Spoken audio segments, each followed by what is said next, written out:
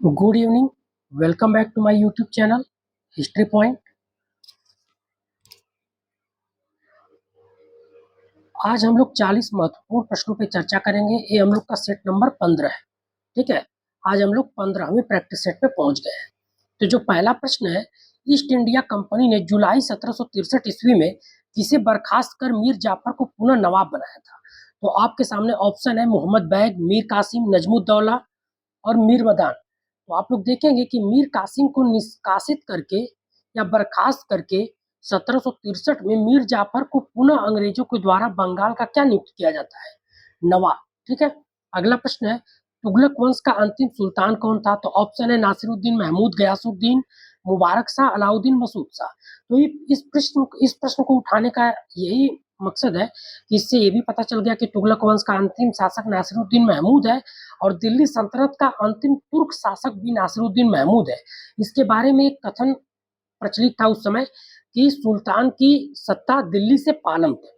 ठीक है, तो आप लोग ये याद रखिएगा क्योंकि ये तुर्क वंश का, तुर्क मूल का अंतिम दिल्ली सल्तनत का सुल्तान है। इसके बाद के जो दो वंश है, सैयद और लोदी, ये दोनों अफगान वंश है। ठीक है, अगला प्रश्न है, नवाब सिराजुद्दौला की हत्या निम्नलिखित में से किसने की थी? तो ऑप्शन है यार लतीफ खान, मोहम्मद बेग, मीर मदान और मीर जाफर। तो उसकी जो हत्या है मोहम्मद बेग के द्वारा की गई मीर मदान के कहने पर। ठीक है, अब ये ऑप्शन पर डिपेंड करता है, अगर मीर मदान बस ऑप्शन में तो वही होगा। अब अगला प्रश्न है, नवाब सिराजुद्दौला के खिलाफ षड्यंत्र रचने वाले षड्यंत्रकारियों में कौन शामिल नहीं था? तो ऑप्शन है मानिक चंद, फतेह चंद, अमित चंद, खादिम चंद। तो आप लोग देखेंगे कि इसमें जो फतेह चंद है, जिसको द्वितीय जगत सेठ की उपाधि मिली रहती है, इसकी मृत्यु 1744 में हो चुकी है। जबकि सिराजुद्दौला के खिलाफ जो भी षड्यंत्र हो रहे हैं वो 1756 के बाद हो रहे हैं, तो उसमें जो है फतेह चंद शामिल नहीं है। ठीक है, अगला प्रश्न है, कौन से युद्ध ने भारत में ब्रिटिश प्रभुत्व को प्रारंभ किया और स्थापित किया? दोनों में अंतर है। तो ऑप्शन है प्लासी का युद्ध, बक्सर का युद्ध, मनिहारी का युद्ध, बेदारा का युद्ध। तो आप लोग देखेंगे कि प्लासी के युद्ध 23 जून 1757 के द्वारा भारत में ब्रिटिश प्रभुत्व का प्रारंभ होता है और 22 अक्टूबर 1764 में बक्सर के युद्ध के द्वारा इनका जो प्रभुत्व होता है वो स्थापित हो जाता है। और मनिहारी का युद्ध आप लोग जानते हैं कि सिराजुद्दौला और शौकत जंग के बीच में हुआ है, क्योंकि शौकत जंग जो था वो सिराजुद्दौला का प्रतिद्वंदी था, जिसमें शौकत जंग पराजित होता है। ठीक है, बेदारा का युद्ध डचों और अंग्रेजों के बीच में हुगली नदी के तट पे हुआ था, जिसमें अंग्रेजों का नेतृत्व कर्नल फोर्ड ने किया था। ठीक है, तो इसका करेक्ट ऑप्शन है प्लासी। अगला प्रश्न है, वारंगल विजय के बाद मोहम्मद तुगलक ने वारंगल का नया नाम क्या रखा था? तो ऑप्शन है सीरी जहांपना, जौनपुर और सुल्तानपुर। तो वारंगल विजय करने के बाद मोहम्मद तुगलक ने जो नाम रखा वारंगल का वो सुल्तानपुर था। ठीक है, अगला प्रश्न है, निम्नलिखित सल्तनतकालीन शासक ने फिक्के फिरोजशाही के कानूनों को फिरोजाबाद स्थित जामा मस्जिद की दीवारों पर उत्कीर्ण करवाया था? ऑप्शन है मुबारक शाह खिलजी, फिरोज शाह तुगलक, बलबन और सिकंदर लोदी। तो जो इसका करेक्ट ऑप्शन है फिरोज शाह तुगलक। फिरोज शाह तुगलक ने ही फिक्के फिरोजशाही के कानूनों को जामा मस्जिद की दीवारों पर उत्कीर्ण करवाया था। ठीक, अगला प्रश्न है, बंगाल में द्वैत शासन के समय भयंकर अकाल पड़ा था, उस समय गवर्नर कौन था? तो आप लोग देखेंगे कि बंगाल में 1769 से लेके 71-72 तक भयंकर अकाल पड़ता है। ठीक, और उस समय गवर्नर कौन था ये पूछा जा रहा है। तो आपके सामने ऑप्शन है वेंसीटाट, रोजर ड्रेक, क्लाइव और कार्टियर। तो आप लोग देखेंगे कार्टियर का कार्यकाल जो है 1769 से लेके 72 तक है, तो इसी के समय वो अकाल पड़ा है। ठीक है, अगला प्रश्न है, ईस्ट इंडिया कंपनी ने किसे बंगाल में उप दीवान नियुक्त किया था? तो ऑप्शन है सिताब राय, राय दुर्लभ, अमित चंद, मोहम्मद रजा खां। तो आप लोग देखेंगे कि मोहम्मद रजा खां को बंगाल में उप दीवान नियुक्त किया था, सिताब राय को बिहार में किया था और राय दुर्लभ को उड़ीसा में किया था। लेकिन बंगाल में मोहम्मद रजा खां को दीवान नियुक्त करने के साथ साथ ही उप नाजिम भी नियुक्त करके रखा था, जो वहां का प्रशासन भी देखता था। ठीक है, अगला प्रश्न है, जैन राजशेखर एवं जीन प्रभु सूरी किस सुल्तान के दरबार में थे? तो ऑप्शन है मोहम्मद बिन तुगलक, जलालुद्दीन खिलजी, इब्राहिम लोदी, रजिया। तो आप लोग देखेंगे कि मोहम्मद बिन तुगलक जो है जीन प्रभु सूरी से बात विचार करता था, ठीक है। तो ये जो लोग थे ये किसके दरबार में थे? मोहम्मद बिन तुगलक के दरबार में थे। अगला प्रश्न है, बक्सर के युद्ध के समय बंगाल के गवर्नर निम्नलिखित में से कौन था? तो आप लोग देखेंगे कि बक्सर के युद्ध के पहले ही मीर कासिम को हटा दिया है अंग्रेज और मीर जाफर को बना चुके हैं, तो ये थोड़ा सा टिपिकल है। तो सॉरी, बक्सर के युद्ध के समय बंगाल गवर्नर निम्नलिखित में से कौन था? अंग्रेजों की बात की जा रही है, ठीक है। तो इसका जो करेक्ट ऑप्शन है वेंसीटाट है, जो 1760 से लेकर 64 तक क्लाइव के आने तक गवर्नर है, ठीक है, वेंसीटाट। तो अगला प्रश्न है, किस शासक ने खुतबे एवं सिक्कों पर से अपना नाम हटाकर खलीफा का नाम शामिल किया? ऑप्शन है सिकंदर लोदी, गयासुद्दीन तुगलक, इल्तुतमिश, मोहम्मद बिन तुगलक। आप लोग देखेंगे कि मोहम्मद बिन तुगलक प्रारंभ में खलीफा की सत्ता को मान्यता नहीं देता, लेकिन जब इसके राज्य में बहुत विद्रोह होने लगते हैं तो ये धार्मिक कारणों से नहीं, राजनीतिक कारणों से प्रेरित होकर खलीफा को मान्यता देता है। और मुस्तकीफी बिल्ला जो उस समय खलीफा रहते हैं, जो कि दयनीय स्थिति में रहते हैं मिस्र में, उनके नाम के सिक्के जारी करवाता है। अगला प्रश्न है, किस शिलालेख से ज्ञात होता है कि मोहम्मद तुगलक का वजीर शाहिराज हिंदू था? तो ऑप्शन है सरबन अभिलेख, राजमुंदरी, चुनार और ग्वालियर। तो इसमें ग्वालियर अभिलेख छोड़ के जो तीनों अभिलेख है वो मोहम्मद बिन तुगलक से संबंधित है। ग्वालियर अभिलेख की जब बात की जाती है तो ये नागभट्ट द्वितीय का है, और जब ग्वालियर प्रशस्ति की बात की जाती है तो मिहिर भोज का है, ठीक है। तो इसका जो उल्लेख मिलता है साईराज का एक चुनार शिलालेख में मिलता है। अगला प्रश्न है, किसने 1765 से 72 के द्वैत शासन को डाकुओं का राज्य कहा? तो ऑप्शन है बंकिम चंद्र चटर्जी, के एम पनिक्कर, पी रॉबर्ट्स और नवीन चंद्र सेन। तो बंकिम चंद्र चटर्जी आप लोग जानते हैं, यहाँ आनंद मठ नामक इन्होंने बुक लिखी है जो सन्यासी विद्रोह पे आधारित है। के एम पनिक्कर ने 1765 से 72 के शासन को डाकुओं का राज्य कहा है, तो करेक्ट ऑप्शन है के एम पनिक्कर। इसके अलावा जो नवीन चंद्र सेन है, इन्होंने प्लासी के विजय को अस्थाई धूपभरी रात कहा था, ठीक है, लेकिन इसका करेक्ट आंसर है के एन पनिक्कर। अगला प्रश्न है, बंगाल में द्वैत शासन के अंत के समय गवर्नर निम्न में से कौन था? तो ऑप्शन है कार्नवालिस, कार्टियर, वारेन हेस्टिंग्स और वेंसीटाट। आप लोग देखेंगे कि वारेन हेस्टिंग्स के आने के बाद द्वैत शासन का अंत होता है, तो उस समय गवर्नर कौन था? वारेन हेस्टिंग्स, जिसका कार्यकाल 72 से लेकर 84 तक है, 1772 से 84। अगला प्रश्न है, गिरिया व उदनौल का युद्ध कब हुआ था? तो ऑप्शन है 1761, 1764, 1763 और 1759। तो आप लोग देखेंगे कि गिरिया और उदनौल के युद्ध में मीर कासिम अंग्रेजों से जगह जगह पराजित होता है 1763 में। अगला प्रश्न है, मीर कासिम अंग्रेजों के हस्तक्षेप से बचने के लिए अपनी राजधानी को मुर्शिदाबाद से कहाँ स्थानांतरित करता है? तो ऑप्शन है मेदिनीपुर, कूच बिहार, मुंगेर और परगना। तो आप लोग देखेंगे कि अपनी राजधानी को मुर्शिदाबाद से उठा के कहाँ ले जाता है? मुंगेर ले जाता है। अगला प्रश्न है, कौन सा सुल्तान निर्वाचित सुल्तान है? तो ऑप्शन है मुबारक शाह, आलम शाह, इब्राहिम लोदी और फिरोज शाह। तो इसका जो करेक्ट ऑप्शन है फिरोज शाह तुगलक है।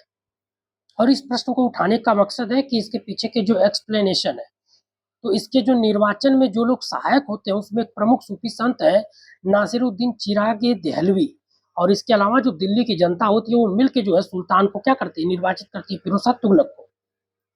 अगला प्रश्न है, सल्तनत का जय सिंह किस सुल्तान को कहा जाता है? तो ऑप्शन है बहलुल लोदी, आलम शाह, जलालुद्दीन और फिरोज शाह तुगलक। तो आप लोग देखेंगे कि फिरोज शाह तुगलक को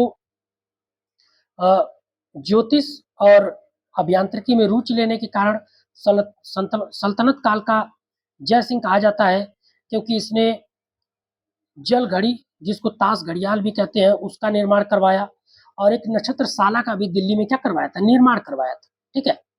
अगला प्रश्न है, 1335 में मदुरा किसके नेतृत्व में स्वतंत्र हो गया? ऑप्शन है एहसान खान, जफर खान, नुसरत खान, अल्प खान।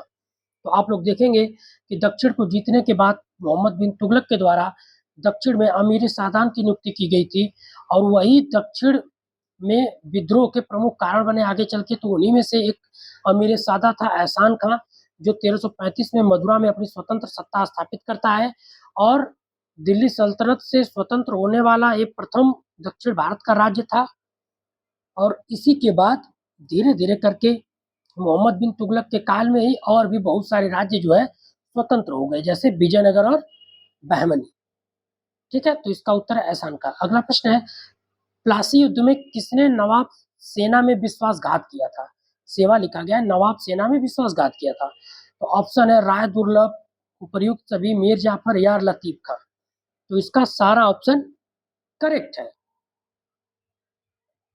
अगला प्रश्न है, बर्नी के अनुसार संपूर्ण साम्राज्य कितने मुख्य भागों में विभाजित था मोहम्मद बिन तुगलक के समय? तो ऑप्शन है 10, 14, 12 और 16। तो आप लोग देखेंगे कि बर्नी इसकी संख्या 12 बताता है और जबकि इब्न बतूता 23 बताता है। ठीक है। अगला प्रश्न है, सर्वप्रथम किस इतिहासकार को मोहम्मद तुगलक में पागलपन के लक्षण दिखे? तो ऑप्शन है एडवर्ड थॉमस, पीटर मुंडी, रेवेंड एसली और एल्फिंस्टन।